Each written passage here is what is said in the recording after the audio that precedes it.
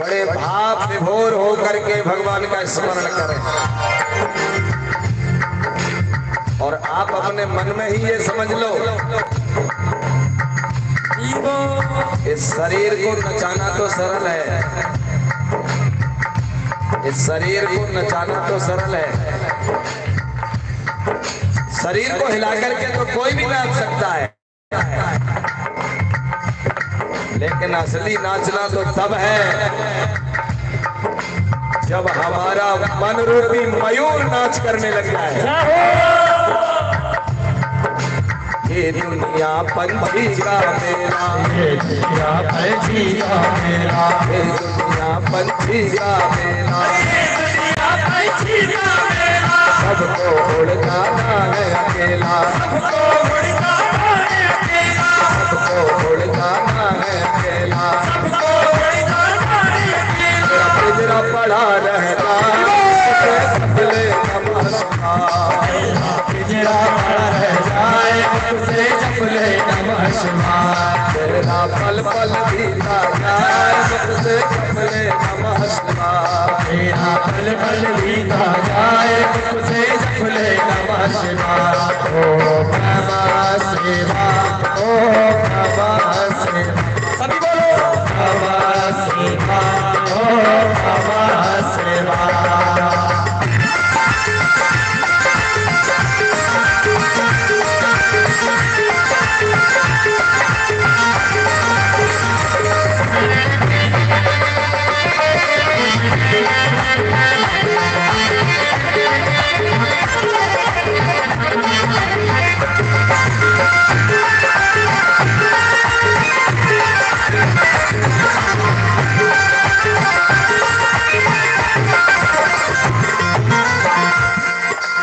और देखिए हम भगवान का भजन कब तक कर सकते हैं, हम राम का, कृष्ण का, शिव का नाम कब तक ले सकते हैं, जब तक हमें इस दुनिया से लेने वाला नहीं आया है। जिस दिन वो यमराज हमारे गले में फंदा डाल देगा हम नहीं कह पाएंगे राम।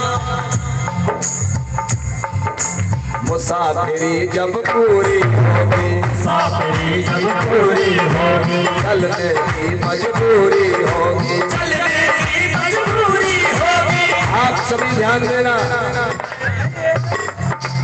जिस दिन हमारी श्वासें पूरी हो जाएंगी और यमराज के दूत हमें लेने आ जाएंगे, आप कितना भी हाथ जोड़ना कि हमें केवल 1 मिनट अपने बेटा से मिल लेने दो, हमें अपनी पत्नी से 1 मिनट मिलने की मोहलत दे दो, नहीं मिल सकती है। आप कितना भी मंत्री मिनिस्टरों के पास फोन लगवाना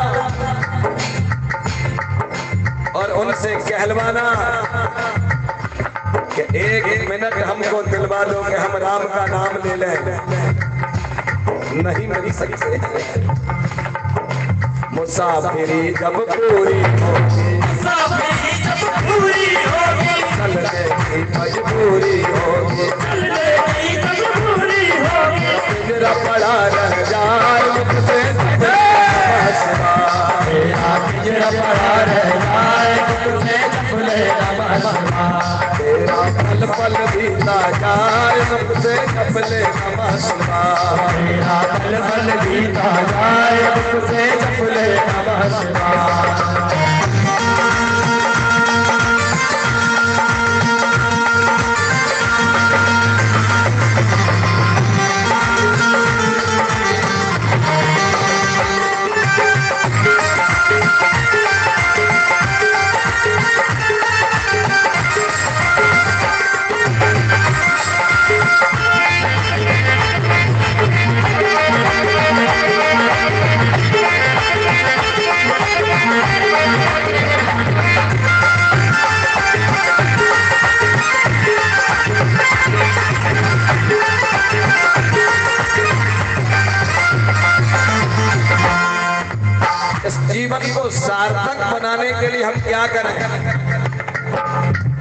ऐसा क्या करें जिससे हमारा जीवन धन्य हो जाए। शिव पूजन में मस्त बने जा, शिव पूजन में मस्त बने जा, शिव पूजन में मस्त बने जा, शिव पूजन में मस्त बने जा, राम भजन में मस्त बने जा, राम भजन में मस्त बने जा, भक्ति सुधार सुपान किए जा, भक्ति सुधार सुपान किए जा, भक्ति सुधार सुपान किए जा, भक्ति सुधार सुपान किए जा। विश्वनाथ का पाय मुख से जप ले नमः शिवाय, विश्वनाथ का पाय मुख से जप ले नमः शिवाय, तेरा पल पल बीता जाए मुख से जप ले नमः शिवाय, तेरा पल पल बीता जाए मुख से जप ले नमः शिवाय। हो नमः शिवाय, हो नमः शिवाय, हो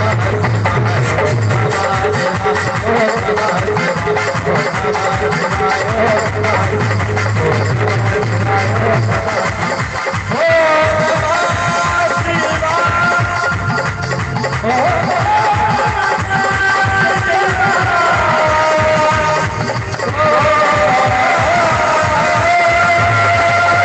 शिवाय,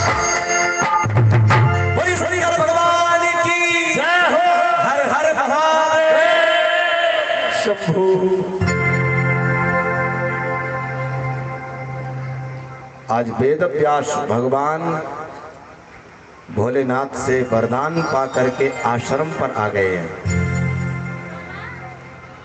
बरसों बीत गए लेकिन फिर भी व्यास जी के कोई बेटा नहीं हुआ। व्यास जी मन में सोचते हैं भगवान ने हमें वरदान दिया है, हम पुत्र बन के आएंगे। तब नारद जी मन में विचार कर रहे हैं कि बहुत दिन हो गए भगवान को वरदान दिए, अभी तक आए नहीं है, अब तो हमको ही कुछ करना पड़ेगा। और भैया ये बात भी सत्य है, संतों की कृपा के बिना, भक्तों की कृपा के बिना भगवान नहीं आते हैं। कोई संत सिग्नेचर कर देगा तब भगवान उतरेंगे या धरती पर। नारद जी ने बीड़ा उठा लिया, अब तो भोलेनाथ को हम ही लेके आएंगे। और बीड़ा बजाते गुणगान करते हुए पहुंच गए कहां? कैलाश पर्वत पर। और उस समय देखा कि भगवान भोलेनाथ तो समाधि में है और मैया पार्वती जी अकेली कुटिया में बैठी हैं। नारद जी ने देख लिया ये मौका बहुत अच्छा है, माता जी बिल्कुल अकेली हैं। नारद जी पहुंच गए, माता जी के चरणों में लेट के प्रणाम किया। माता जी प्रणाम। पार्वती मैया प्रसन्न हुई, अरे बेटा नारद आओ, आज तो बहुत दिनों में आए हो, आओ बैठो। नारद जी ने कहा नहीं नहीं माता जी मैं दूर ही बैठूंगा मैं। अरे तू और दिन आता था तो तू मेरे पास भागता था, तू आज दूर बैठने की बात क्यों कर रहा है? नारद जी ने कहा माता जी आजकल मैंने गृहस्थों से दूर बैठना शुरू कर दिया है। अच्छा हाँ। बोले क्यों? बोले ये जो गृहस्थ होते हैं ना ये कपटी होते हैं। कपटी? बोले हाँ, पत्नी पति से कपट करती है और पति पत्नी से कपट करता है, तो इन कपटी लोगों के यहाँ मैंने उठना बैठना बंद कर दिया है। अच्छा, तो इसका मतलब उन लोगों से तू हमारी गणना कर रहा है? अरे कपटी होंगे, दुनिया के लोग होंगे, हमारा भोला कपटी नहीं है और हम कपटी नहीं है। अरे गुरु मंत्र किसी को नहीं बताना चाहिए, भोलेनाथ ने वो भी हमको बता दिया। हमसे तो कुछ छुपाते ही नहीं है। अच्छा, बोले हाँ। अच्छा माता जी तो फिर ये भी बता दिया होगा कि भोलेनाथ के गले में जो मुंडों की माला पड़ी है वो किसकी है? बोले ये तो नहीं बताया है। तो बोले माता जी तुम्हें पता है भोलेनाथ के गले में मुंडों की माला है? बोले हाँ है। उसमें मुंड किसके हैं? बोले स्त्रियों के हैं। तो नारद जी ने कहा माता जी जो दूसरों की स्त्रियों के मुंड अपने सीने से चिपका के रखता है और तुम कहती हो वो कपटी नहीं है। अब वैसे तो ये है कि आपके बीच में हम कुछ कह नहीं सकते हैं और तुम जानो तुम्हारा भोला जाने। और भैया आग लगाने के लिए तो बस माचिस कीजिए कि छोटी सी तिल्ली बहुत है। और वैसे भी हमारे भारत की तो माता इतनी भोली है, छोटी सी बात पे इतनी भड़क जाए कि महाराज कोई सीमा नहीं रहे, और छोटी सी बात पे इतनी खुश हो जाए तो उसकी भी कोई सीमा नहीं। अब नारद जी ने पार्वती जी की तरफ देखा और उनको भांप लिया कि बस मेरा काम बन गया, अब यहां से भाग जाना ही ठीक है, क्योंकि अब भोलेनाथ आएंगे और यहां महाराज लाठी चार्ज होगा। और लाठी चार्ज में कहीं हमारा ये बीड़ा नहीं टूट जाए, गांठ का बीड़ा गवा बैठे, इसलिए भाग लो यहां से। नारद जी ने कहा ठीक है माता जी अब मैं तो चलता हूं, मुझे तो कई जगह जाना है। अब माता जी को प्रणाम किया और नारद जी वहां से निकल पड़े। उसी समय भगवान शंकर की समाधि खुल गई। भोलेनाथ समाधि से कैलाश की तरफ आ रहे हैं, कुटिया की तरफ, और नारद जी कुटिया से निकल रहे हैं। और भैया नारद जी को कुटिया से निकलते हुए देख लिया। अब शंकर जी के पांव नहीं पड़ रहे हैं कुटिया के लिए, समझ गए अब जाकर के और महाराज पार्वती से लड़ाई जरूर होगी, अब पत्नी से लड़ाई जरूर होगी, अब भोलेनाथ के पैर नहीं पड़ रहे। और बात जहां तक है मुझे लगता है ये सही भी है, हालांकि में ये हास्य कथा को एक सजाने की बात है, लेकिन कहीं न कहीं इसमें सच्चाई भी है कि कोई व्यक्ति बाहर तो सबको डरा के रखता है, मंत्री मिनिस्टर के पद पर हो तो महाराज बाहर तो सबको डरा के रखता है, लेकिन घर में आकर के श्रीमती जी का चूहा बन के रहता है। बात सही है कि नहीं? अरे कुछ कुछ तो सही होगी ही। अब भोलेनाथ जो है देख रहे हैं कि कुटिया से नारद निकले हैं, और जहां नारद पहुंच जाएं वहां दंगे की आशंका रहती है।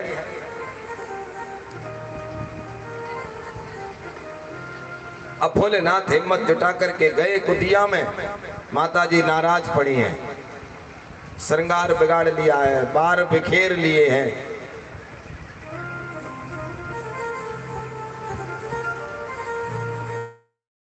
भोलेनाथ ने बड़े धीरे से आवाज लगाई, अरे ओ पार्वती।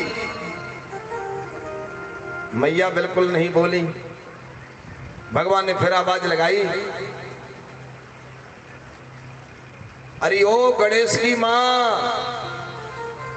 मैया गुस्सा में बोली, अरे ओ छल कपट के बाप।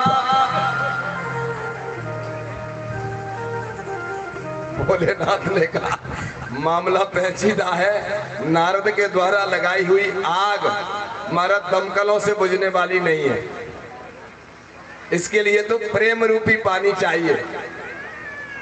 भोलेनाथ बड़े सरल बन गए हैं और बड़ी सहजता से, बड़ी सरलता से, बड़ी मीठी वाणी में मां पार्वती से बात कर रहे हैं। और ये कथा केवल शिव और पार्वती की नहीं है, ये दुनिया के हर पति पत्नी की कथा है। कभी पत्नी नाराज हो जाए, आप उसको मना लो, क्या बिगड़ रहा है? सहज बनने में, सरल बनने में, मीठा बोलने में क्या लग रहा है? और मत मनाओ तो नुकसान उसका नहीं है, नुकसान आपका है। अगर पत्नी नाराज रहेगी तो आप अपनी अकड़ में रहें कि हम नहीं बोलेंगे, पहले से यही बोला है। और हमारा लड़ाई हो जाती है तो आधी लड़ाई तो यही चलती है कि ये मुझसे पहले बोला है, और वो सोचता है ये मुझसे पहले बोला। ये पहला पहली का चक्कर बहुत रहता है। लेकिन अगर पत्नी नाराज हो गई है, आप मना लो, कुछ नहीं बिगड़ रहा है। नुकसान आपका नहीं है, नुकसान उसका नहीं है, आपका है। आपका नुकसान ये है कि जब रोटी बना के ठोक के खाओगे तो अकल ठिकाने आ जाएगी। इसलिए भला इसी में है, कभी घर में लड़ाई हो जाए, झगड़ा हो जाए, उसको शांत करने का प्रयास करो। कभी पत्नी झुक जाए तो कुछ बुरी बात नहीं है, कभी पति झुक जाए तो कोई बुरी बात नहीं है। आज भोलेनाथ बड़ी विनम्र भाषा में, बड़ी सरल भाषा में भगवती पार्वती को मना रहे हैं। पार्वती क्या बात है, तुम इतनी नाराज क्यों हो? अरे हमने तो आज तक तुम्हारे चेहरे पर गुस्सा नहीं देखी है, और आज हम देख रहे हैं। अरे हमें तो इस बात की खुशी हो रही है पार्वती कि आज हमने कम से कम तुम्हारे चेहरे पर गुस्सा तो देख लिया। हमने ये तो देख लिया कि हमारी पत्नी नाराज होती है तो कैसी लगती है।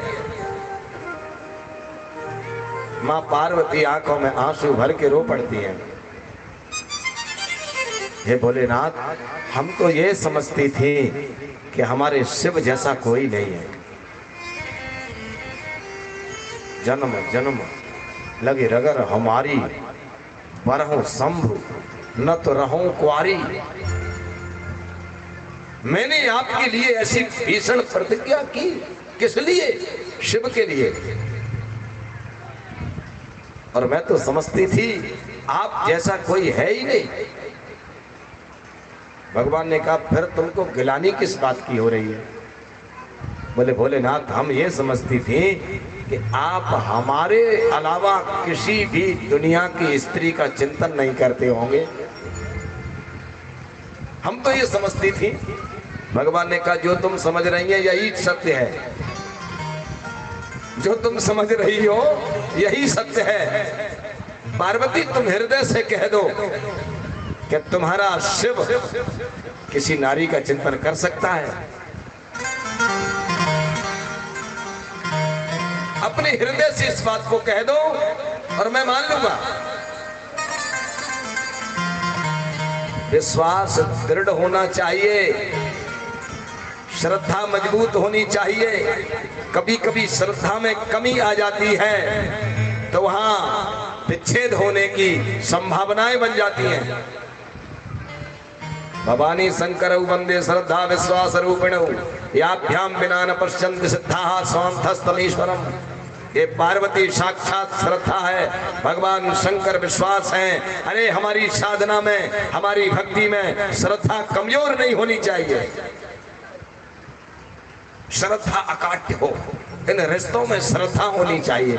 माँ के प्रति पुत्र की श्रद्धा, पिता के प्रति पुत्र की श्रद्धा, पत्नी के प्रति पति की श्रद्धा, पति के प्रति पत्नी की श्रद्धा, ये पार्वती है। ये श्रद्धा पार्वती है, ये विश्वास शंकर है। और भगवान शिव कहते हैं पार्वती एक बार तुम अपनी इस वाणी से कह दो, क्या शिव किसी पराई नारी का चिंतन कर सकता है? बस पार्वती फपक फपक करके रोने लगी। भोलेनाथ मैं तो कुछ कह भी नहीं पा रही हूं,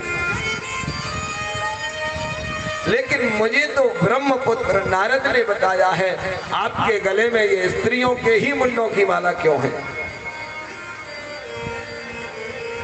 भोलेनाथ कहते हैं अरे पगली,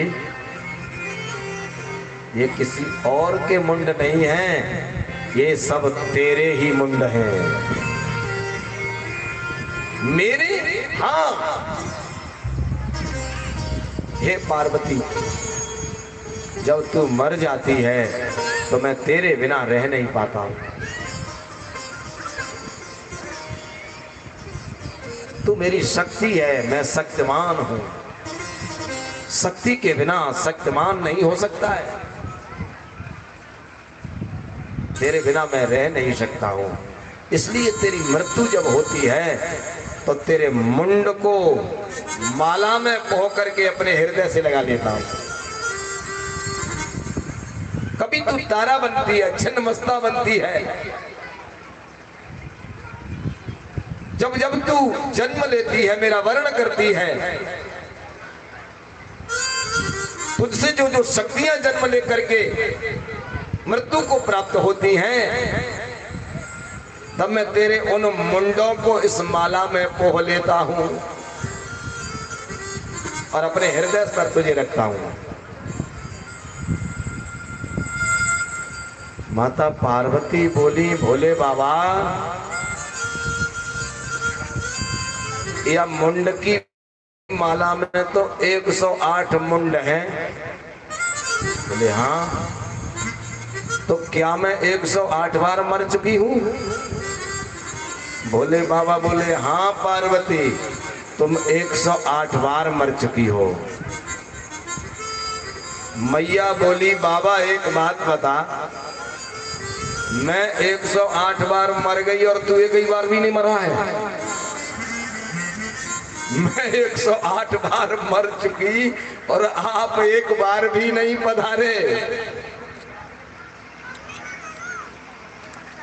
भगवान बोले, पार्वती, हमने अमर कथा पी ली है, हमने अमर कथा पी ली है, इसलिए हम मरते नहीं हैं। ये अमर कथा क्या है? चाहे वो भागवत की कथा हो, चाहे राम कथा हो, इन कथाओं के माध्यम से हम आत्मा का ज्ञान कर लें। आत्मज्ञान ही अमर कथा है। जिसे आत्मा का ज्ञान हो गया वो मर नहीं सकता है। आत्मा जजामि न मरिष्यति लैधते तो न क्षीयते सबलविद व्यभिचारणाम। आत्मा का जिसको बोध हो गया उसकी मृत्यु नहीं हो सकती है। लेकिन सज्जनों, ये विषय बहुत कठिन है। आत्मा का बोध होना बहुत कठिन है। तैत्तरीय उपनिषद में नारद जी सनकादिक ऋषियों से पढ़ने के लिए गए और सनकादिक ऋषियों से कहा, आप हमको पढ़ा दो। ऋषियों ने कहा, नारद, पहले तुम ये बताओ कि तुमने कौन कौन सी किताबें पढ़ ली हैं। जो नहीं पढ़ पाई होगी उस किताब को मैं पढ़ाऊंगा। थोड़ा सा हिम्मत जुटा के आप बैठे रहें। नारद जी पुस्तकों को बता रहे हैं जो नारद जी ने पढ़ ली हैं, उनको गिना रहे हैं।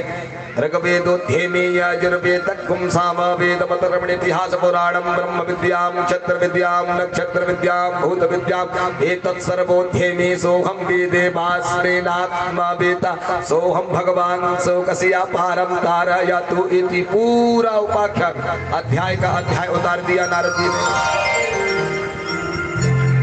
ऋग्वेद, यजुर्वेद, सामवेद, अथर्ववेद, भूत विद्या, नक्षत्र विद्या, ब्रह्म विद्या, सब कुछ मैंने पढ़ लिया।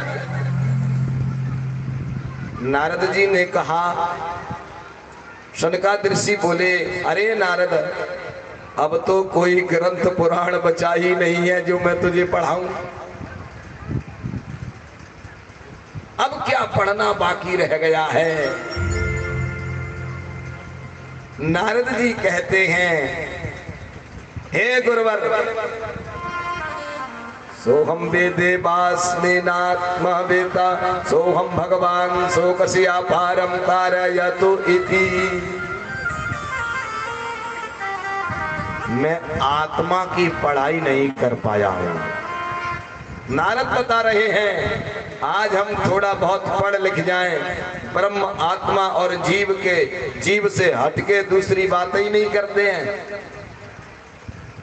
ऐसे उछलते हैं कि न जाने कितना हमने अध्ययन कर लिया है।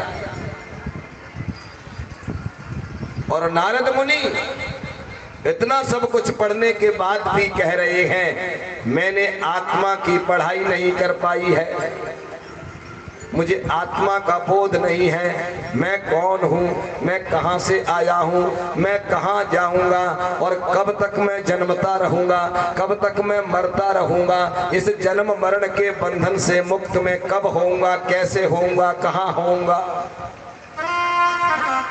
ये मुझे बोध नहीं है। सनकादिक ऋषि कहते नारद तुम्हारे पास क्या प्रमाण है कि तुमको आत्मा का बोध नहीं है? तब नारद भगवान कहते हैं ततरा को मोहा कहा शोका एकत्वा मानो पश्याता। यजुर्वेद भगवान का प्रमाण दिया। तत्र को मोहा, जिसे आत्मा का ज्ञान हो गया है उसे मोह नहीं हो सकता है, उसे शोक नहीं हो सकता है। कोई वस्तु मिल जाए तो उसकी खुशी नहीं होगी, कोई वस्तु खो जाएगी तो उसका दुख नहीं होगा। मुझे तो कोई वस्तु मिल जाती है तो प्रसन्नता होती है, मेरी वीणा को कोई उठा लेता है तो मुझे कष्ट होता है, मुझे सुख और दुख की अनुभूति हो रही है। यही प्रमाण है कि मुझे आत्मा का बोध नहीं है।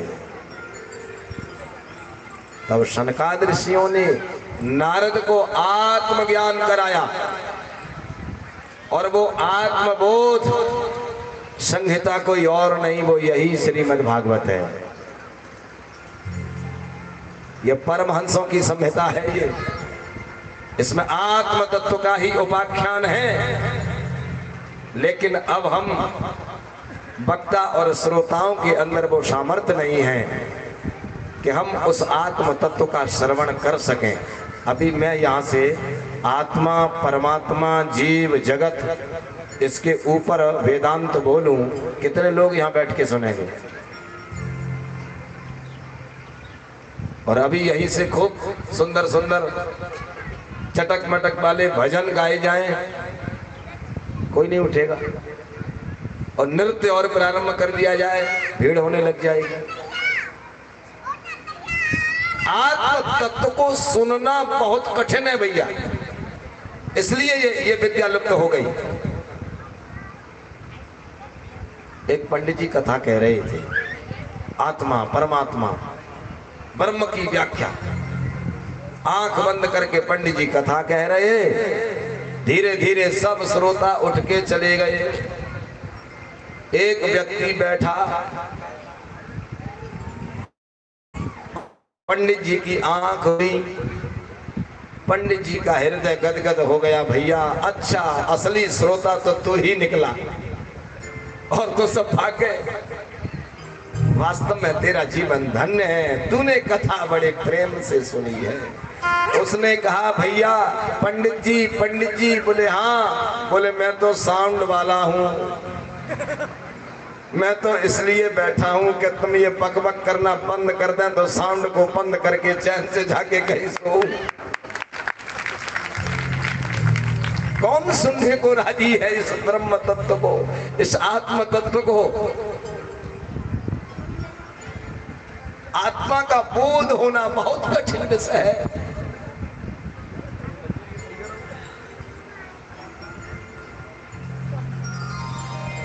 बोलिए वृंदावन बिहारी लाल की जय हो।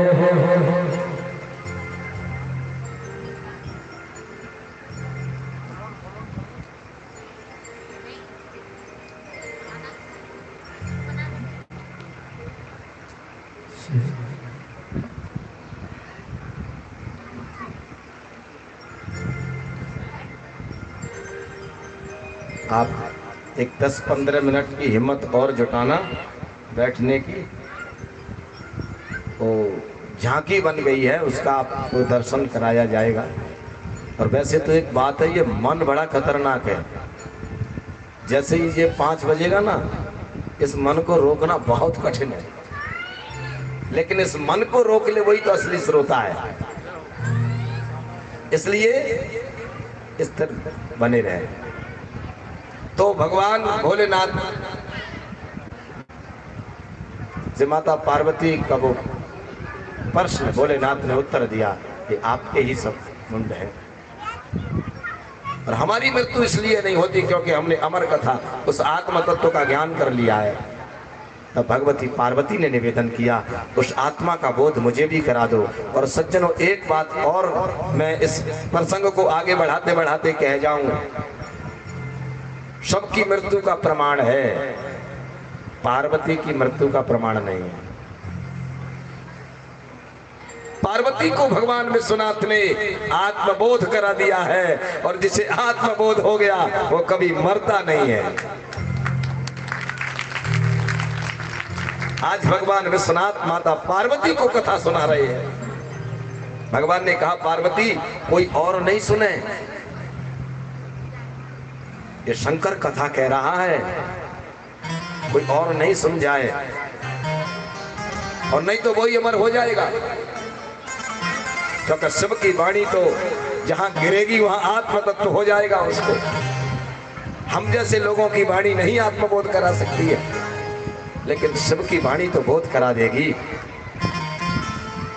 भगवान ने तालियां बजा दी, सब पक्षी उड़ गए। माता पार्वती से कहा, तुम और देख के आओ, कोई है तो नहीं। भगवती ने देखा, एक अंडा पड़ा है। माता ने ध्यान करके देख लिया, ओहो, इस अंडे में से तो बहुत बड़ी कहानी, बहुत बड़ी कथा, बहुत बड़ा इतिहास प्रारंभ होगा। इसलिए माता ने बताया नहीं, बोले ये भी कथा से पुष्ट हो जाएगा। भगवान कथा कह रहे हैं, और भगवती से कहा, आप बीच में हुंका भरती जाना, बीच में आप हुंका भरती जाना, हूँ बोलना, चाहे राधे राधे बोलना, या राम राम बोलना, या शिव शिव बोलना, कुछ भी संकेत करती रहना। अब भगवती बोल रही है, शिव शिव बोलती जा रही है। अरे जो शिव की आराध्या है वो शिव बोले। और भगवान कथा कह रहे हैं, और जैसे ही 10वें स्कंध में प्रवेश हुए और श्री कृष्ण कथा प्रारंभ हुई, उसी समय माता जी क्या हो गया? आप यही कह रही हैं, सो गई? सोई नहीं है।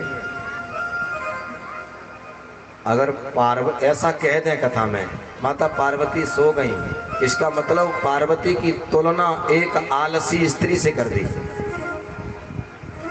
क्या पार्वती और कथा में सो जाए? ऐसा कभी हो सकता है? माता पार्वती सोई नहीं है। अरे माता पार्वती तो प्रकृति का प्राण है, और ये प्रकृति सो जाएगी तो महाराज ये फसल भी यहीं की यहीं खड़ी रह जाएगी, ये पूरी सृष्टि यहीं की यहीं रुक जाएगी। प्रकृति कभी सो सकती? पार्वती तो साक्षात श्रद्धा है, और कभी मत कहना कि श्रद्धा सो गई।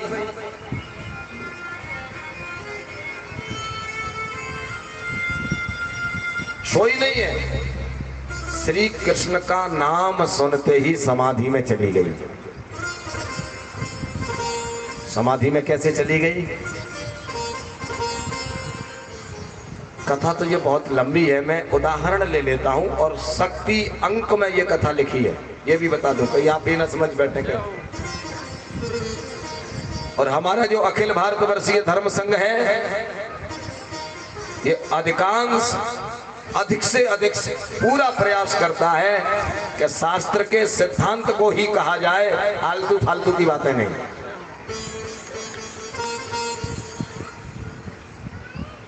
एक बार भगवती पार्वती ने भगवान शंकर से कहा, हे भोले बाबा, आपकी दृष्टि कहीं दूसरी जगह है, आप श्रोताओं की दृष्टि मेरी तरफ हो जाए।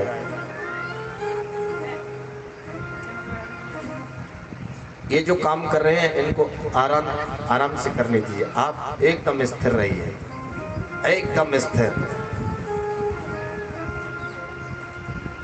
बोलिए वृंदावन बिहारी लाल की।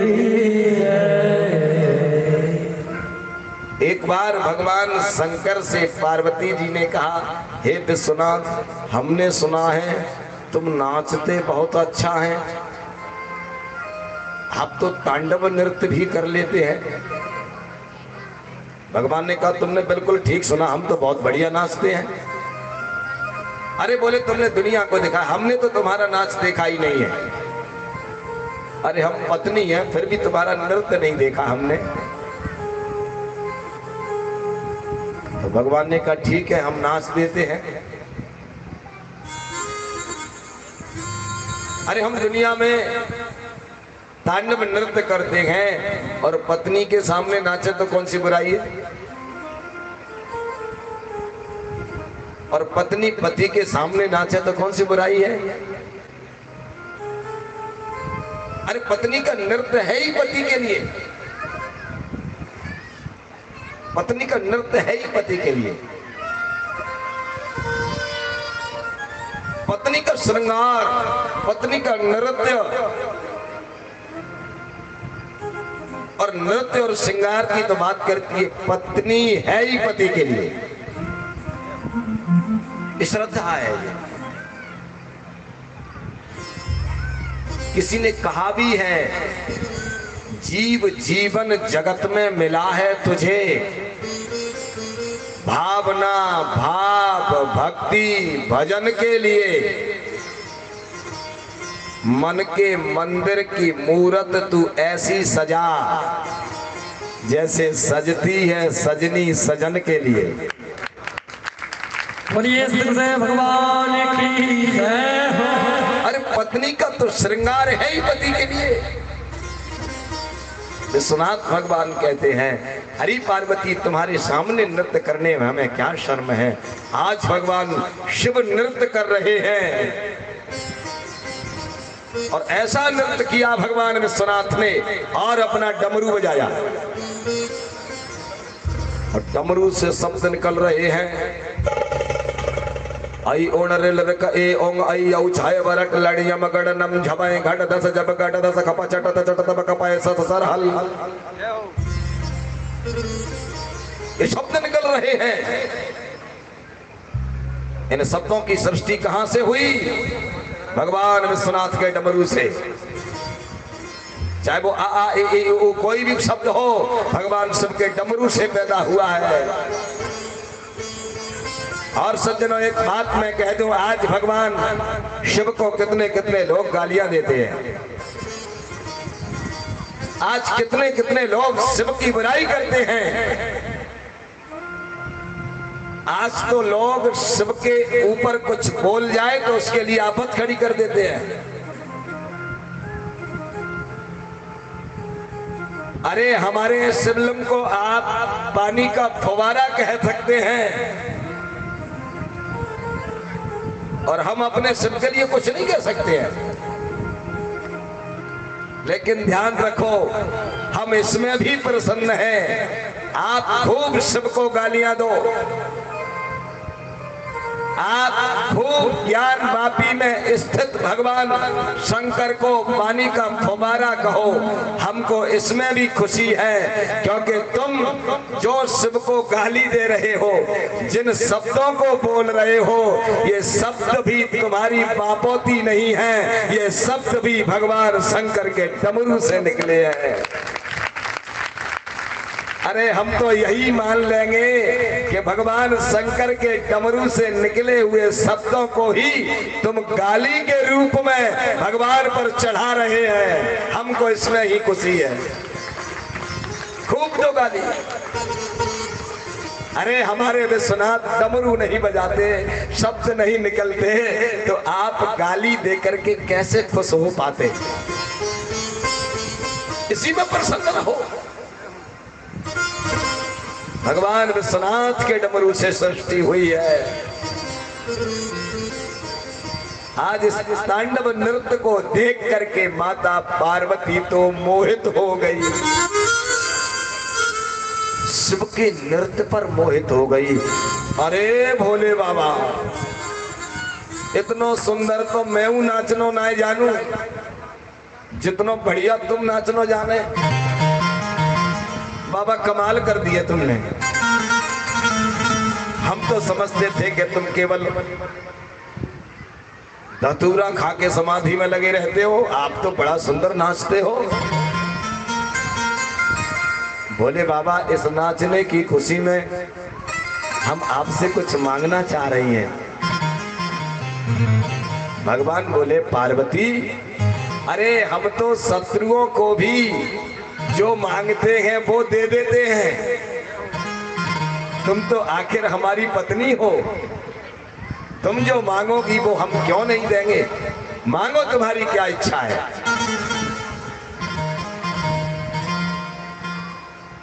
ध्यान देना सभी, आज भगवती माता पार्वती क्या मांग रही हैं, और इस कथा को जो अपने हृदय में उतार लेगा वो कभी भी शिव का विरोधी नहीं बन सकता है। वो देवताओं में भेदभाव की दृष्टि रख ही नहीं सकता है। भगवान कहते हैं मांग लो वरदान पार्वती। भगवती माता पार्वती कहती हैं, हे विश्वनाथ, आप नाचना बहुत अच्छा जानते हो, इसलिए हमको वरदान दे दो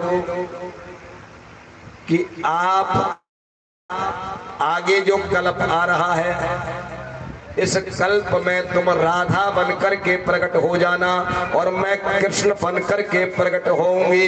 फिर हम और तुम दोनों ब्रज में वृंदावन में रास लीला करेंगे।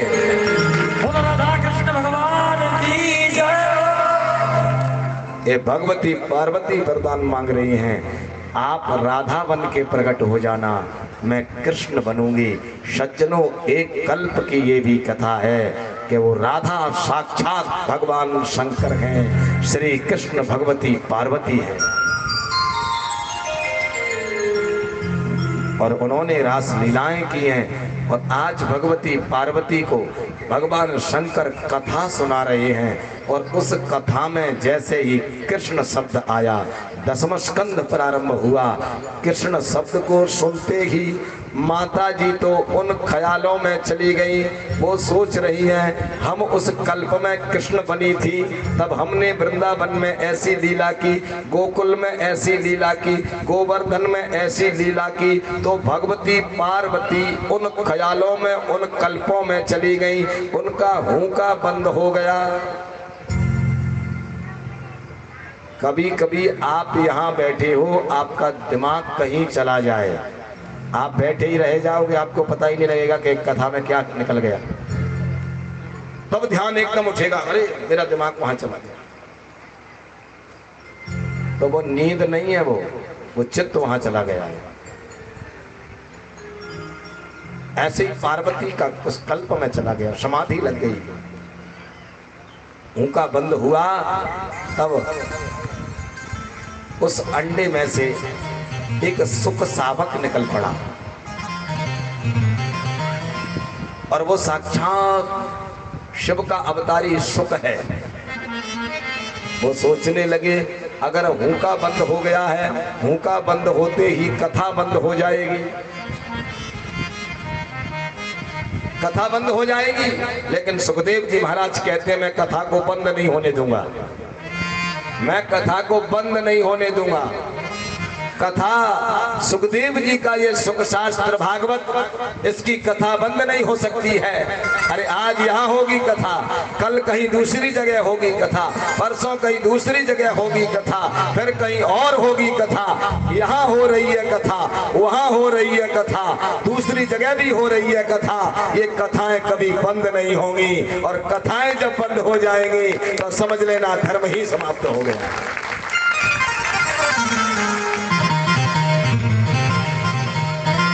सुखदेव जी महाराज कथा को कैसे रुकने देंगे। आज भगवान सुखदेव पार्वती मैया जैसी भाषा बना करके हुंका भर रहे हैं, भोले बाबा तो आंख बंद करके कथा सुना रहे हैं, समझ रहे हैं ये पार्वती का ही हुंका है। पूरी कथा हो गई। कथा जब संपूर्ण हुई, भगवान ने जयकारा लगाया, बोलिए द्वारकाधीश भगवान की जय। जैसे ही जयकारा लगा एकदम से मैया की समाधि टूटी। और हम लोग क्या कहते हैं, मैया की नींद खुली। अरे नींद तो तब खुलेगी जब नींद आई होगी। अरे कहीं कोई प्रसंग लिख दिया कि सती जी पार्वती जी सो गई, उस पर प्रकाश डालो, उसको समझने का प्रयास करो। वो शब्द वहां लिखा है, उसका समाधान कहाँ लिखा है? रामचरितमानस एक कुंजी है, रामचरितमानस एक कुंजी है, उसका समाधान तो पुराणों में है।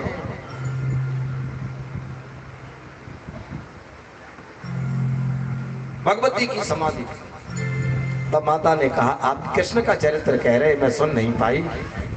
भगवान ने कहा, कथा तो पूरी हो गई तो ये हूं का कौन भर रहा? तब देखा वो सावक भगवान उसको मारने का प्रयास करते हैं और वो सुखदेव जी वहां से उड़ते हैं, आगे आगे सुखदेव, पीछे पीछे भगवान शिव त्रिशूल लेके भाग रहे हैं। और वो तोता, वो सुख व्यास की पत्नी को जमाई आई, उसमें प्रवेश कर गया उसके मुख में। क्या मुंह में तोता घुस जाएगा? मुंह में तोता घुस जाएगा? नहीं घुस सकता है, ये तोता है ही नहीं। योगी नाम परमम गुरुम, ये योगियों का परम गुरु है। और योगी तो छोटे से छोटा और बड़े से बड़ा रूप धारण कर सकते हैं। हनुमान जी महाराज जस जस सुरसा बदन बढ़ावा था सुदून कपि रूप दिखावा, सूर्य जो जन मुकत ठेऊ तुरंत पवन सुदपत सभेऊ, सत जोजन ते आनन कीना अत लघु रूप पवन सुत लीना। कितना बड़ा रूप बनाया, कितने छोटे बन गए।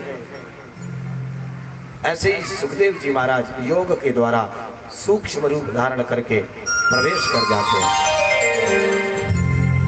समय आने पर अपनी माँ के गर्भ से जन्म लेते हैं, माँ की परिक्रमा करके प्रणाम करके वैराग्य लेके चले जाते हैं।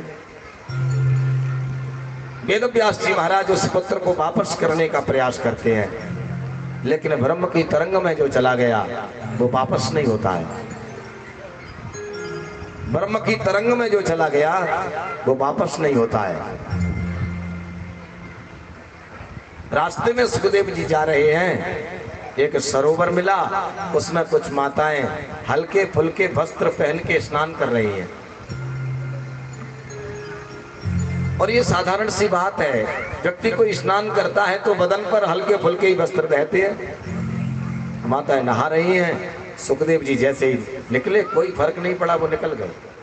और 16 वर्ष की उम्र है सुखदेव जी की। और व्यास जी जब वहां से निकले सबको शर्म लगने लगी, और व्यास जी की उम्र तो 100 वर्ष से भी ज्यादा है। व्यास जी ने ये चित्र देखा तब मन नहीं माना, उन देवियों से पूछ पड़े, बोल बैठे, हे स्त्रियों, मेरा जवान बेटा यहाँ से निकल गया, तुम्हें लज्जा नहीं आई? और मैं एक बूढ़ा यहाँ से निकल रहा हूँ, तुम्हें लज्जा लग रही है, इसका कारण क्या है? उन्होंने उत्तर दिया, तदवीक्ष पृच्छति मुनौ जगदुस्तवास्ति स्त्री पुंभिदानत सुतस्य विविक्त दृष्टि। उन स्त्रियों ने कहा, स्त्री पुंभिदा आपकी भेद दृष्टि है, सुखदेव की अभेद दृष्टि है। आपकी दृष्टि में तो स्त्री स्त्री है, पुरुष पुरुष है। आपके बेटा की दृष्टि में कोई स्त्री पुरुष है ही नहीं, उसकी दृष्टि में तो सर्वम खलमिदम ब्रह्मा, संपूर्ण सृष्टि में ब्रह्म है। वो तो जानता ही नहीं है स्त्री किसे कहते हैं और पुरुष किसे कहते हैं। उनकी विविक्त दृष्टि है, पवित्र दृष्टि है। और सज्जनों, इसीलिए तो सुखदेव जी की वाणी से परीक्षित महाराज का एक ही बार की कथा में उद्धार हो गया, मोक्ष हो गया, क्योंकि उनकी विविक्त दृष्टि है, उनकी दृष्टि में कोई विकार नहीं है। और इन पुराणों को कहने के लिए, इन पुराणों को सुनने के लिए तो हमारी दृष्टि विकार रहित होनी चाहिए, हमारी निर्विकार दृष्टि होनी चाहिए, हमारी पवित्र दृष्टि होनी चाहिए, हमारे पवित्र विचार होने चाहिए, हमारी पवित्र भावनाएं होनी चाहिए। तब ये कथा कहने वाले का और सुनने वाले का कल्याण कर देती हैं।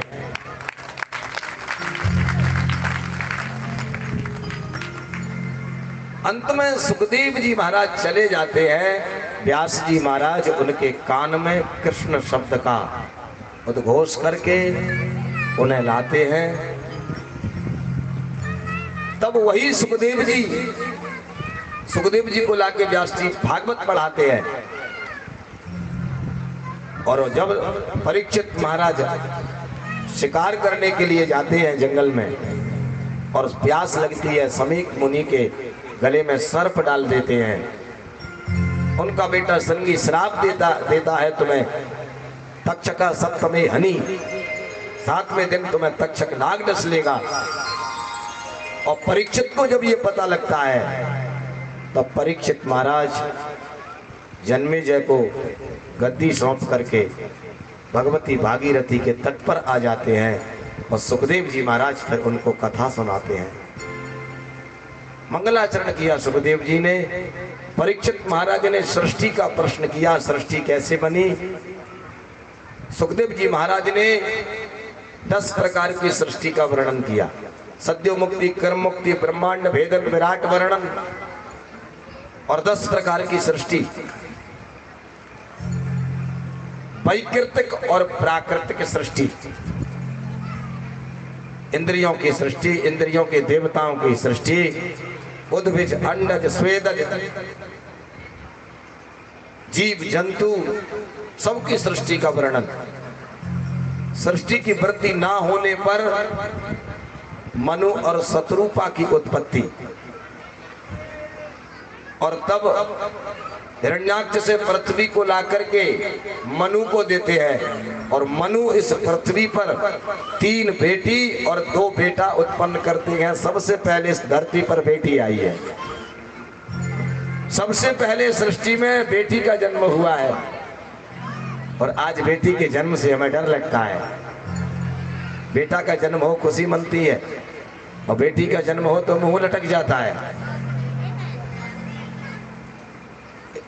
ये जो चरित्र है सब पर मैं कल प्रकाश डालूंगा, आज मैं क्रम को लेके जा रहा हूं। 3 बेटी, आकुति, देवहूति, प्रसूति।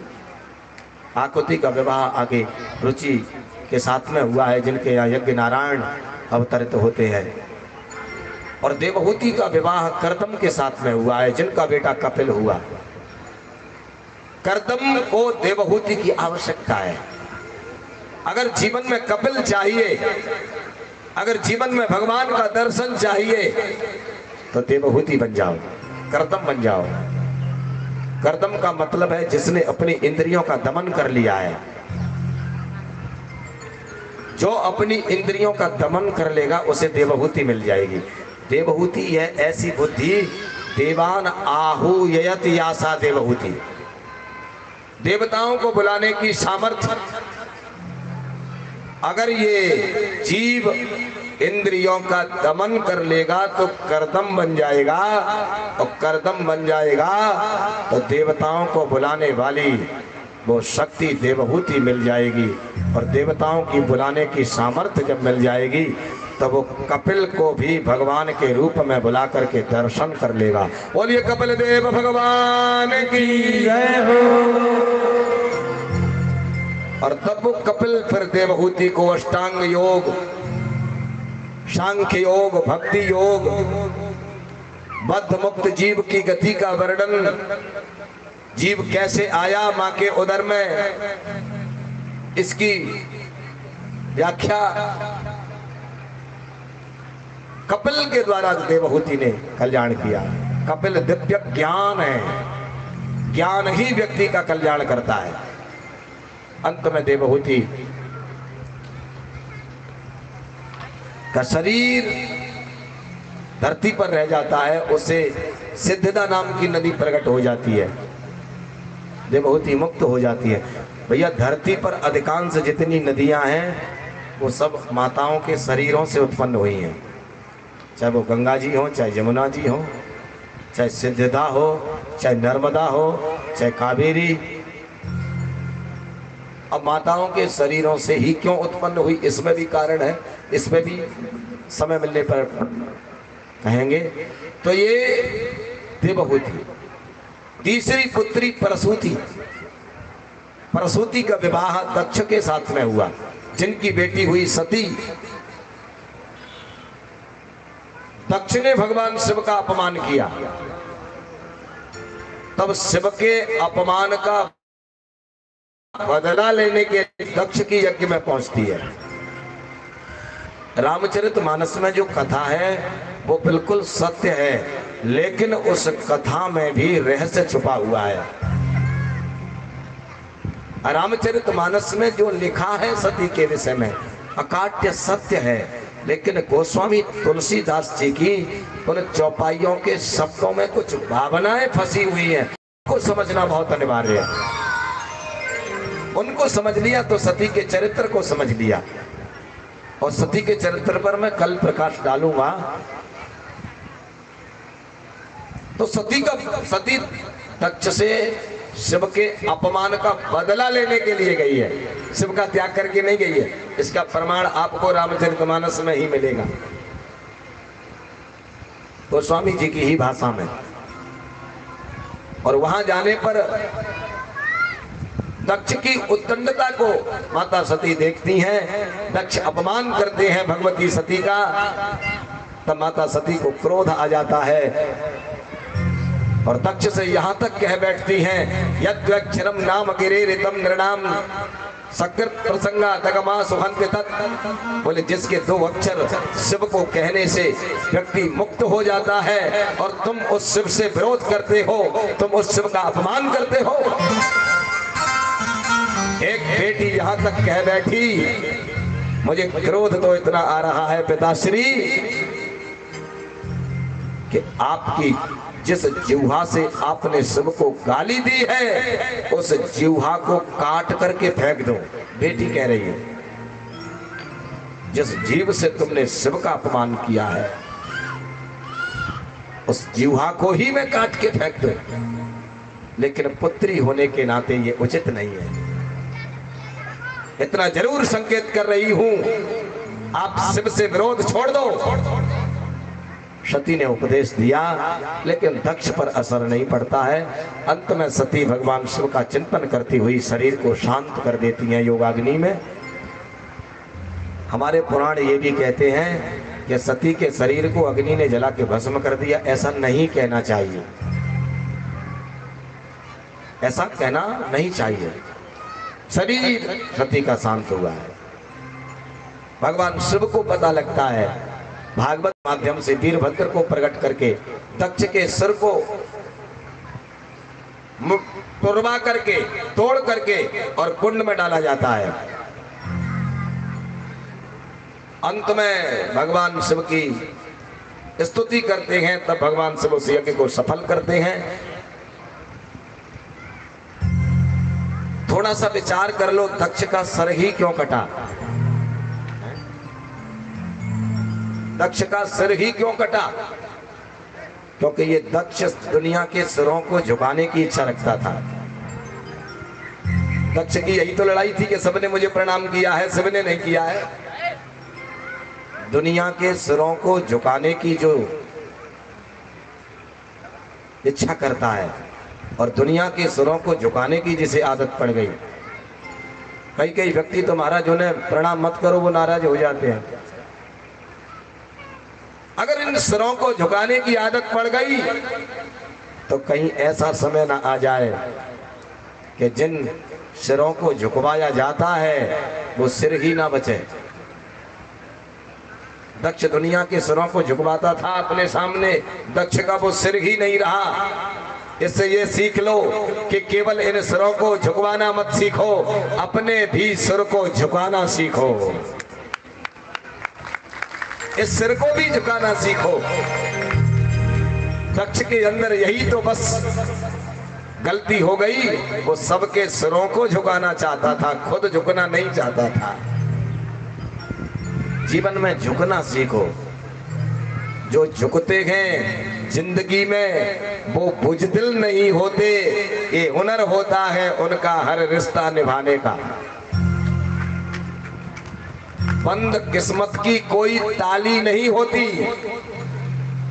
सूखी उम्मीदों की कोई डाली नहीं होती, और जो झुक जाए बड़े बूढ़ों के चरणों में उसकी झोली कभी खाली नहीं होती। झुकना सीखो जीवन में। दक्ष की कथा बस इतना कह रही है। कथा कितनी बड़ी है, कितनी लंबी है, कितनी चौड़ी है, ये छोड़ दो, ये विषय अलग रहा। केवल कथा हमसे ये कह रही है जीवन में झुकना सीख लो। ये सती प्रसूति प्रसंग। इसके बाद दो पुत्र हैं, उत्तानपाद प्रियव्रत। उत्तानपाद के ही बेटा है ध्रुव। उत्तानपाद की दो रानियां सुनीति और सुरुचि। सुनीति से कोई पुत्र नहीं हुआ, तब सुरुचि से उत्तानपाद ने विवाह किया।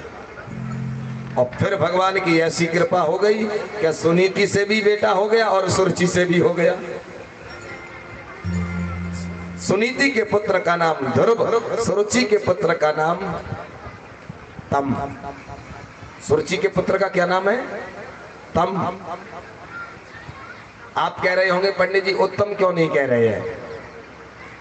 अरे उत्तम तो तब कहा जाए जब उत्तम हो। उत्तम है। सुरुचि माने स्वस्य रुचि, मनमानी रुचि, और सुनीति माने शास्त्र के अनुसार चलने वाली नीति। तो शास्त्र के अनुसार जो मति चलेगी उसे ध्रुव मिलेगा, और मनमानी तरीके से जो चलेगा उसे उत्तम नहीं मिल सकता, उसे तम मिलेगा। तम माने अंधकार, तम माने अज्ञान। जो मनमानी तरीके से चलेगा, शास्त्र की विधियों को, कुल की परंपराओं को छोड़ करके जो चलेगा उसे तम मिलेगा, अंधकार मिलेगा, अज्ञान मिलेगा। वो तो उपसर्ग लगा करके उत्तम शब्द बनाया है, वो तम शब्द है। और सत्ता किसकी रहेगी? ध्रुव की सत्ता रहेगी या तम की? अरे पिठूर के सिंहासन पर ध्रुव बैठना चाहते, सुरुचि के डर से राजा ने नहीं बिठाया, और ध्रुव जी ने तपस्या करके नारायण को प्रसन्न करके 36,000 वर्षों तक राज्य करने का वरदान पाके ध्रुव लौट के आए। कथा बहुत बड़ी है, समझ इतना लो। सत्ता ध्रुव की रही थी या तम की रही थी? सत्ता ध्रुव की रही, ध्रुव की है और ध्रुव की ही रहेगी।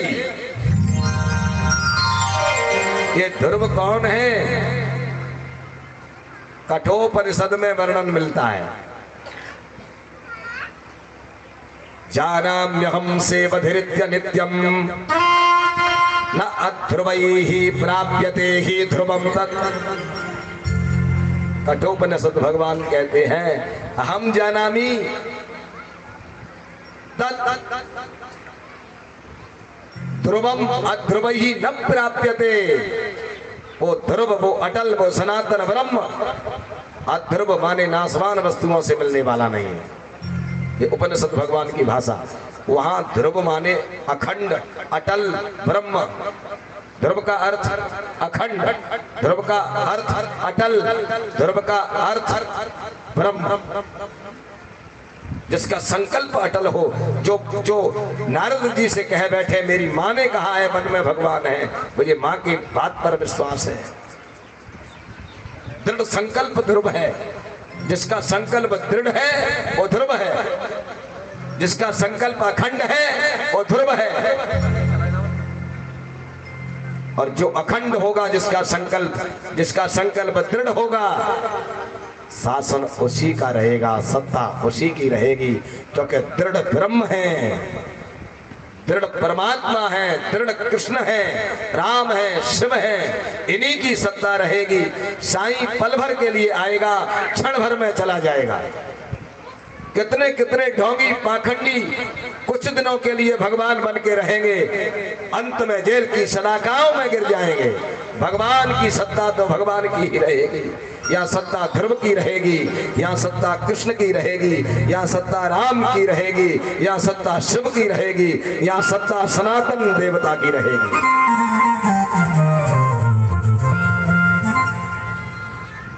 और हमारे पुराणों में दो बालक ऐसे हुए और दोनों ही नारद जी के चेला हैं, ये भी ध्यान रखना। दोनों नारद के ही शिष्य हैं, ध्रुव और प्रहलाद। और ये ध्रुव और प्रहलाद की कथा तो कथा है ही, लेकिन ये ध्रुव और प्रहलाद की कथा मेरे गाल पर, आपके गाल पर और दुनिया के सभी बूढ़े बड़ों के गाल पर एक थप्पड़ है। ध्रुव और प्रहलाद की कथा पूरे दुनिया के लोगों के गाल पर थप्पड़ है। और वो थप्पड़ ऐसे है कि एक 5 वर्ष का बालक ध्रुव अपने अटल संकल्प से वैकुंठपति नारायण को भारत में आने के लिए मजबूर कर देता है। एक 5 वर्ष का बालक प्रहलाद परमात्मा को हिरण्यकश्यपु के महल के खम्भे से प्रकट होने के लिए मजबूर कर देता है। जिस परमात्मा को हम मंदिर में से प्रकट नहीं कर पाए, उन परमात्मा को हमारे एक 5 वर्ष के बालक ने खम्भे में से प्रकट कर दिया। सदगुरुदेव भगवान की जय। 5 वर्ष का बालक जो करके दिखा दिया वो हम नहीं दिखा पाए, इसलिए इन दोनों बालकों की कथा हमारे गाल पर तमाचा है, पूरी दुनिया के गाल पर तमाचा है। हिरण्यकश्यपु का पुत्र, एक दैत्य का पुत्र है ये प्रहलाद। और हिरण्यकश्यपु को पता लगता है ये नारायण का भक्त है, और उस प्रहलाद को मारने के लिए हिरण्यकश्यपु ने क्या क्या प्रयास नहीं किया। दुनिया का कोई प्रयास नहीं रहा जो नहीं किया। पर्वत से उसको गिराया, पहाड़ की चोटी से फेंक दिया, लेकिन प्रहलाद ने ये नहीं कहा कि भगवान मुझे बचाओ। ये प्रहलाद की कथा का मैं सार बता रहा हूं। प्रहलाद किसे कहते हैं? प्रकर्षणेन आह्लादो यस्य सह प्रहलाद। जो जीवन में कभी दुखी नहीं हुआ है वह प्रहलाद है। जिसका जीवन में कभी अपने देवता से विश्वास नहीं हटा है वो प्रहलाद है। जो जीवन में कभी दुखी नहीं हुआ, हमेशा जो आह्लादित रहता है वो प्रहलाद है। पहाड़ से पटका, हंसते जा रहे हैं प्रहलाद, नारायण नारायण कहते जा रहे हैं, लेकिन ये नहीं कहा हे नारायण मुझे बचा ले। अरे जब हम नारायण के बन गए हैं तो कहने की जरूरत क्या है? किसी के बेटा को अगर कोई पीट रहा हो, उसका बाप वहां खड़ा हो, क्या बेटा कहेगा कि मुझे पिताजी तुम बचा लो? कहे या ना कहे, पिता की नजर पड़ गई, वो अपने प्राणों को दे करके पुत्र को बचाएगा। अरे जब हम नारायण के बन गए, जब हम अपने राम के बन गए, हम अपने कृष्ण के हो गए, हम शिव के हो गए, हमें क्या उनसे कहना है कि तुम हमें धन दे दो, हमें जमीन दे दो, हमें बचा लो? अरे हम तो उनके हैं ही, हमें क्या चाहिए वो अपने आप देंगे। बेटा कहे चाहे नहीं कहे हमारी शादी कर दो। बेटा जैसे जैसे बड़ा होता है ना, वैसे ही वैसे माता पिताओं के मन में उथल पुथल होने लग जाती है। हमारा बेटा बड़ा हो गया, हमारा पुत्र बड़ा हो गया, इसका विवाह होना चाहिए। कितनी चिंता लग गई उनको। पुत्र ने कहा तो नहीं। क्यों चिंता लगी पिता को? क्योंकि वो पिता का है, वो पिता का पुत्र है। तो हम भगवान के बन जाएं, हम भगवान के भक्त बन जाएं। हमें कुछ कहना नहीं है, हमें क्या आवश्यकता पड़ेगी अपने आप दे देगा वो। अगर हमारे लिए विश्व मोहिनी की आवश्यकता नहीं है, अगर विश्व मोहिनी को मिलने से हमारे लिए पतन की आशंका है तो वो विश्व मोहिनी को नहीं देगा, सुंदर रूप नहीं देगा, बंदर बना करके, और वो श्राप सहन कर लेगा लेकिन अहित नहीं होने देगा। वो सब जानता है किसमें इसका हित है किसमें नहीं है। पर्वत से पटका भगवान ने गोद में उठाया, अस्त्र शस्त्रों से कटवाया, होलिका से जलवाया, जहर पिलवाया, अन्न पानी बंद करवाया। ऐसा कोई प्रयास नहीं रहा। बुलाया तो उसको जाता है जो पहले से नहीं है, और जो पहले से है उसे बुलाने की जरूरत ही क्या है। क्या तेरा नारायण यहाँ है? बोले हाँ है। आज हिरण्यकश्यपु प्रहलाद को धमका रहा है। प्रहलाद जी तो अपनी मस्ती में मस्त हैं, और प्रहलाद जी कैसे मस्त हुए होंगे ये आप देख रहे हैं। कोई फर्क पड़ रहा है? हम यहाँ से कथा कह रहे हैं तो अभी कोई फर्क नहीं है। हिरण्यकश्यपु धमका रहा है कि कहाँ है तेरा वो नारायण? बुला ले अपने विष्णु को। लेकिन प्रहलाद जी महाराज तो अपनी मस्ती में मस्त हैं। प्रहलाद जी को तो एक ही रट लगी है, श्रीमन नारायण नारायण हरि हरि, श्रीमन नारायण नारायण हरि हरि, श्रीमन नारायण नारायण हरि हरि, तेरी लीला सबसे प्यारी प्यारी हरि हरि, तेरी लीला सबसे प्यारी प्यारी, हरि बोलो नारायण नारायण हरि हरि, श्रीमन नारायण नारायण हरि हरि ओम नारायण नमो नारायण हरि ओम नमो नारायण हरि ओम नमो नारायण हरि ओम नमो नारायण हरि ओम नमो नारायण हरि ओम नमो नारायण, तेरी लीला सबसे प्यारी प्यारी हरि हरि, तेरी लीला सबसे प्यारी प्यारी हरि हरि, तेरी लीला सबसे प्यारी प्यारी हरि हरि, तेरी लीला सबसे प्यारी प्यारी हरि हरि, श्रीमन नारायण नारायण हरि हरि, नारायण नारायण हरि हरि, नारायण नारायण हरि हरि, नारायण नारायण हरि हरि। प्रहलाद जी महाराज तो अपने भजन में मस्त हैं। हिरण्यकश्यपु कहता है बुला रे तेरा नारायण कहाँ है तेरा विष्णु। प्रहलाद जी महाराज ने कहा जले विष्णु स्थले विष्णु विष्णु पर्वत मस्तके, बोले मेरा विष्णु जल में है, थल में है, स्थल में सब जगह है। तो बोले इस खम्भे में तेरा विष्णु है? बोले हाँ इस खम्भे में भी मेरा विष्णु है। और जैसे ही कहा कि खम्भे में है, और जैसे ही खम्भे में मुक्का मारने को दौड़ते हैं, उसी समय खम्भे को फाड़ करके नरसिंह भगवान प्रकट हो जाते हैं। बोलिए नरसिंह भगवान की जय हो।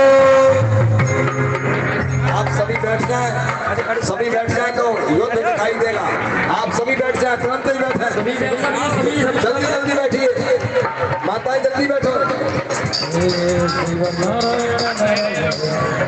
जल्दी बैठिए, जल्दी जल्दी, व्यवस्था मत बिगाड़िए, इस समय युद्ध चल रहा है।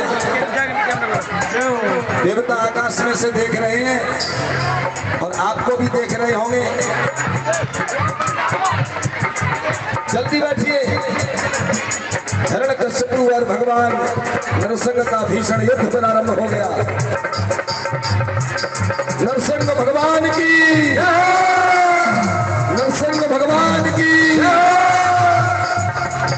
भीषण युद्ध चल रहा है। हिरण्यकशिपु कहता है मैं मरने वाला नहीं हूँ। भगवान ने कहा तुझे मार देंगे अब तो। क्यों? बोले तूने जो वरदान मांगे न ऊपर मरू न नीचे मरू न बाहर मरू न भीतर मरू न रात में मरू न दिन में मरू न अस्त्र से मरू न शस्त्र से मरू, वो हमने पूरे कर दिए। और देहली पर रख करके आज नरसिंह भगवान ने हिरण्यकशिपु का उद्धार कर दिया।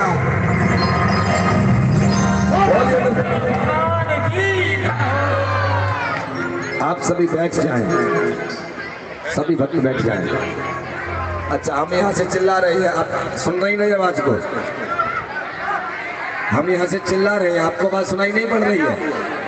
ये महाराज जी कह रहे हैं सभी बैठ जाइए, अपने अपने स्थान पर सभी को दर्शन करने दीजिए।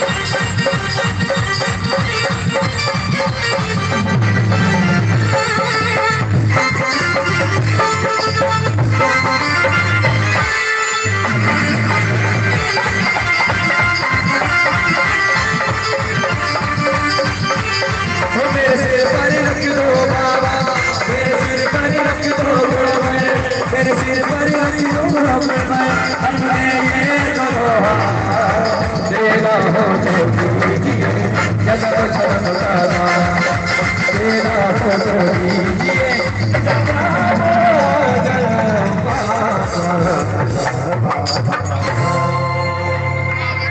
बड़ी बंदरावर बिहारी लाल की जय हो, नरसिंह भगवान की जय हो, सतगुरुदेव भगवान की। आरती प्रोग्राम संशोधनम त्रिशूलम पादनो भीतेर भद्रकाली नमोस्तुते ज्वालामालिनी नमस्ते श्री नमः सर्वोपचारार्थ गंगा हे गिरिधर तेरिया यति गायो पाटे बिहारी तेरिया यति गायो श्याम सुंदर तेरिया यति गायो आरती गाओ प्रभु आत्मा को बनाओ आरती गाओ हरे आत्मा को बनाओ आरती गाओ हरे आत्मा को बनाओ आरती गाओ हरे आत्मा को बनाओ तेरा सुधार दुनिया रति गाओ साके बिहारी दुनिया रति गाओ और मोहब्बत मेरे शीश में सोवे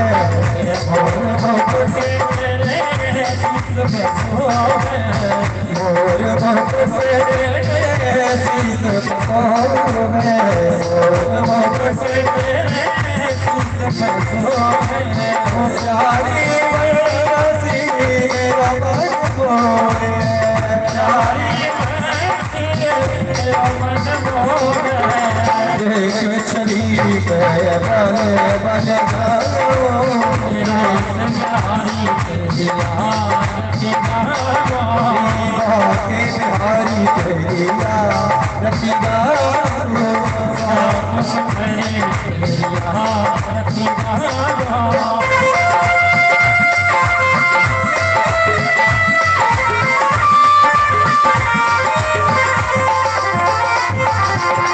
चरण सैनिक के लिए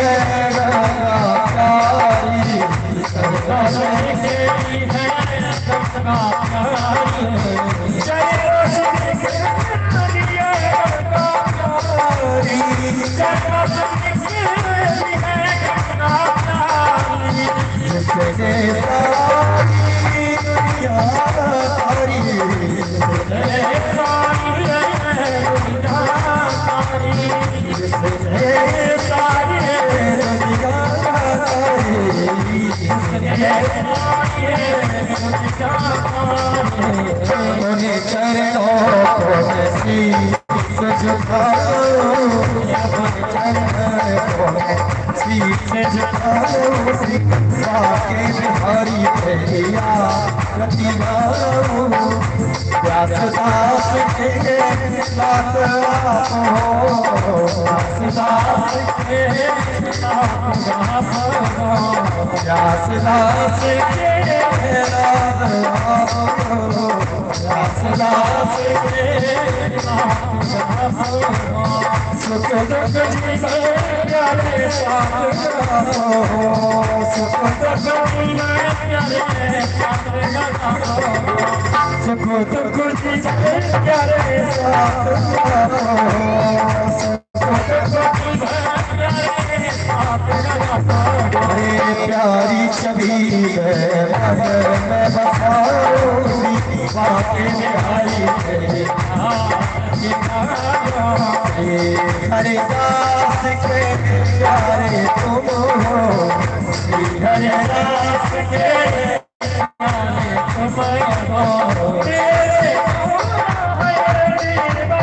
तुम हो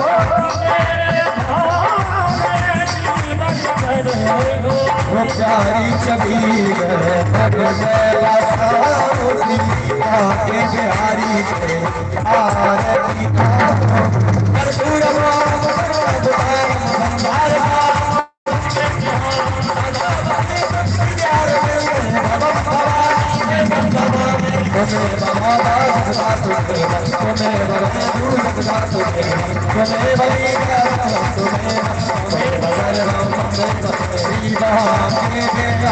तुम्हें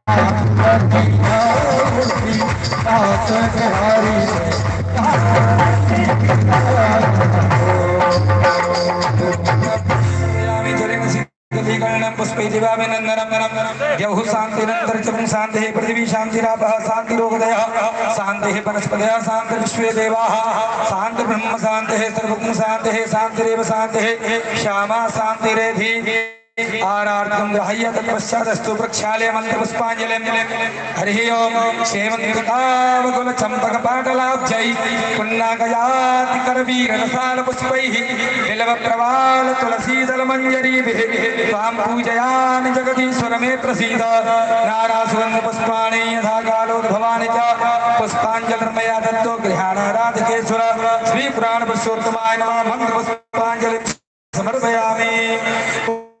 महाराज की गायत्री माता की जगदम्बा मैया की भागवत भगवान की केला मैया की वृंदावन माँ के बिहारी लाल की श्री राधा रानी सरकार की धर्म की अधर्म का प्राणियों में विश्व का सनातन धर्म की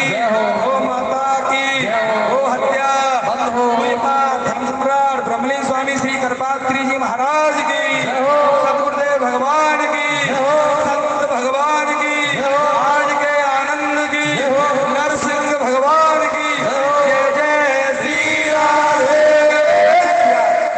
पार्वती पते हर हर महादेव हरि शंकर भगवान की।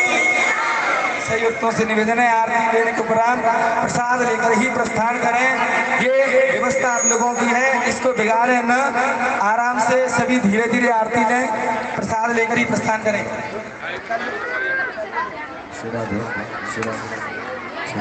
अरे लल्ला। और एक सबके लिए सूचना, कल नंदोत्सव है,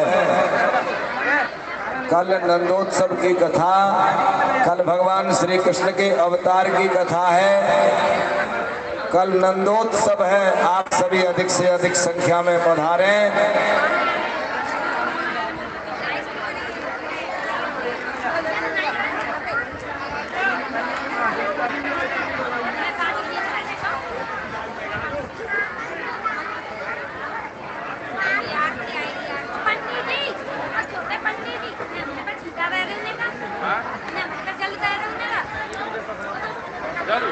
अरे मम्मी वो भी एक मैच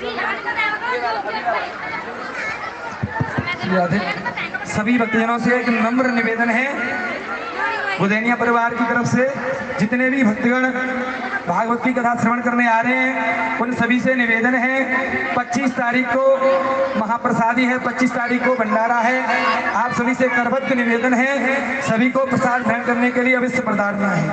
अवश्य कृपा करें इस बुधैनिया परिवार पर, आप आकर के भागवत की प्रसादी ग्रहण करें 25 तारीख को। जय श्री राधे। और कल सभी पीले पीले वस्त्र धारण करके आएंगे, नंदोत्सव है, हमारे कन्हैया प्रकट होंगे कल, लल्ला का कल बर्थडे है, प्राकट्योत्सव है, सभी पीले पीले कपड़े पहन के आएंगे। इस बहाने जिनके पास पीले नहीं है वो नई साड़ी लेके आएंगे। अपने सरवन साहब की दुकान है,